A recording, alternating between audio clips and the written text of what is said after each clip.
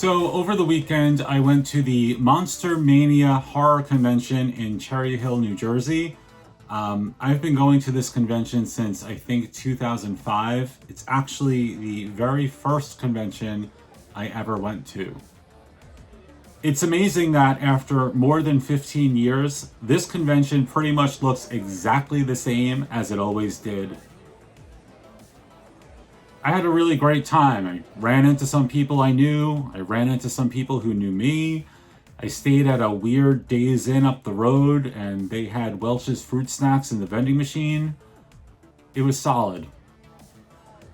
But of course, the main reason I went was to check out the vendor rooms. There are so many vendors at Monster-Mania.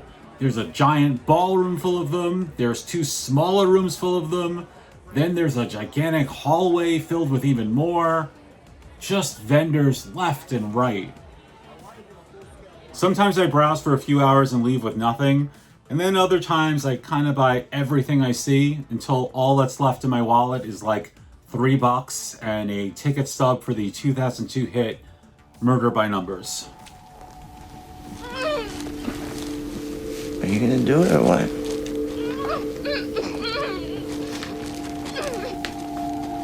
I can't. And I'll be honest, that's kind of how it was last weekend. Definitely spent a little too much, but in my defense, I didn't spend any money at the bar, and I stayed at the way cheaper hotel up the street. The Days Inn with the Welch's fruit snacks. God, those are so freaking good. Besides, I knew I could get a video out of everything I bought, so it was technically a business expense. So this is just going to be a little haul video, going to show you all of my new spooky collectibles, and I guess we'll start with this Never Sleep Again scented candle made by my friends at Ghost Girl Greetings. If you couldn't tell, the candle is based on the Elm Street movies, and in those movies, the best way to stay alive is to stay awake. So they made this candle smell like the best frickin' cup of coffee of all time. Think of a really hoity-toity coffee house, like one with oak walls and really expensive haircuts, the whole 9 yards. Imagine ordering a cappuccino from that place. That is what this smells like. I am a scented candle junkie. I know the difference between one that is just okay and one that is really good. Trust me, this one, really good. Oh, and P.S., I'm going to put links to any vendor who also sells stuff online in the description of this video. So if you are interested in this candle or any of the other things I'm going to cover, you could check there after you're done watching. Oh my god, that is so freaking good, guys. I would eat this candle. I am going to eat this candle. In fact, as soon as we are done here, when I am finished recording and I hit the stop button, I am going to take a spoon and I am going to freaking eat the wax out of this jar.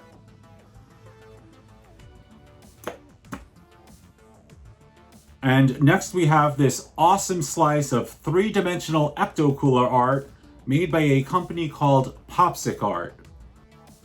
I've actually been eyeing this thing for years at Monster-Mania. Popsic Art is a longtime vendor, and what they do is basically take random pop culture totems and items, and they turn them into these three-dimensional framed pieces of art. I don't know the process, but they look great. Honestly, they had so many great choices that even though I'm a huge Ecto-Cooler fan, really had to stand there debating which one to get. In the end though, nothing can top Slimer's official 10% fruit juice. Yeah, I can pretty much guarantee you that this thing will be hanging on the wall behind me by the time you see this video. Wow, that is real glass. That's fancy. This summer, coming to a supermarket near you. There's going to be a great new high-C flavor with an outrageous fruit taste. And what are we going to call it? Ecto-Cooler. High-C Ecto-Cooler. Slimer's new fruit drink. You've been warned. Wow. Alright, so this third item is not what you would typically expect to find at a horror convention, but like I said in my last haul video, the thing about horror conventions these days is that they've kind of become these like generalized pop culture conventions. And that's how I ended up with this mint condition Alf Burger King puppet from 1988, still with the cardboard accessories attached. This was part of a set of 4 Alf puppets that came out during a time when Alf was basically God. Burger King sold them for $2.99 a piece, which was a really good deal considering that a regular toy store would have easily charged 3 or 4 times that amount. I love that you can find stuff like this at horror conventions, and it kind of explains why I'm always telling people you don't need to be like a crazy mega scary movie fan to have fun at those events. Just avoid the disembodied eyeballs and the bloody fangs and look for stuff like this. Alf puppets from Burger King. So Alf, do you have anything you want to add? And monkey's brains, though popular in Cantonese cuisine, are not often to be found in Washington, D.C. You know, Alf, it's not really hard to find your sound bites online, so gotta say I'm a little surprised to hear you do a Tim Curry quote from Clue. Well, we all make mistakes. No, don't misunderstand me. I'm not complaining. I love Clue, love Tim Curry.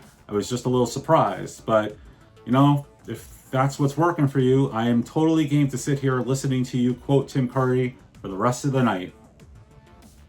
No, communism was just a red herring. Mrs. Peacock did it all.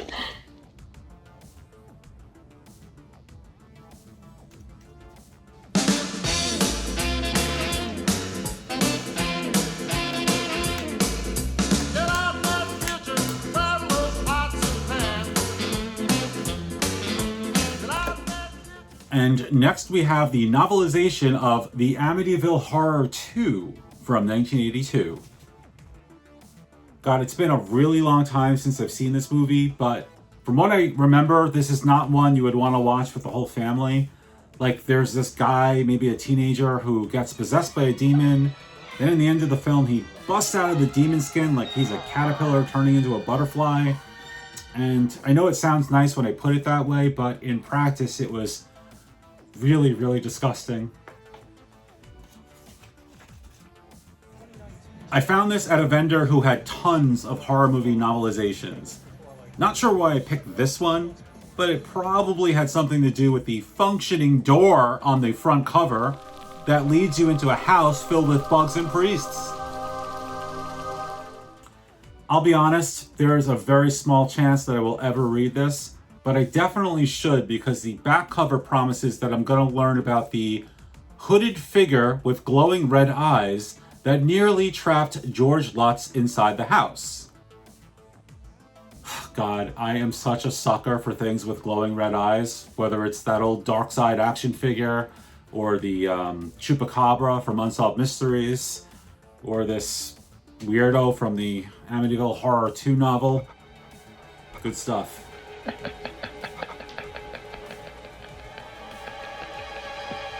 I told you you'd have to leave. You want to destroy this boy's life. I do what I want. You must leave this boy's body which your foul presence occupies. Why should I leave? I like it here. Okay, my last 2 pickups were both Halloween 3 related. As many of you know, I love that movie. I've seen it well over 100 times. It's not just one of my favorite horror movies, it is just one of my favorite movies, period. I grew up more as a sci-fi kid than a horror kid, and the thing about Halloween 3 is that it is absolutely a 1970s sci-fi thriller masquerading as a 1980s horror movie. I love Halloween 3. I think this whole thing is a big joke. I mean, look at this.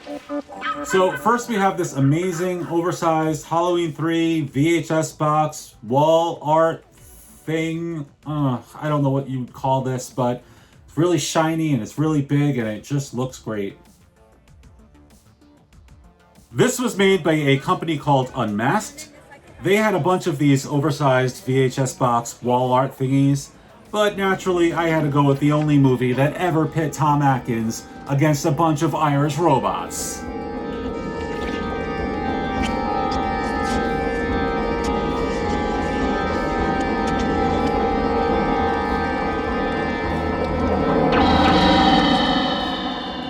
And my other Halloween 3 pickup was the shirt I am wearing right now. This is the official Silver Shamrock Novelties tee made by Fright Rags. I'm guessing that most of you have at least heard of Fright Rags. They're kind of a big deal nowadays.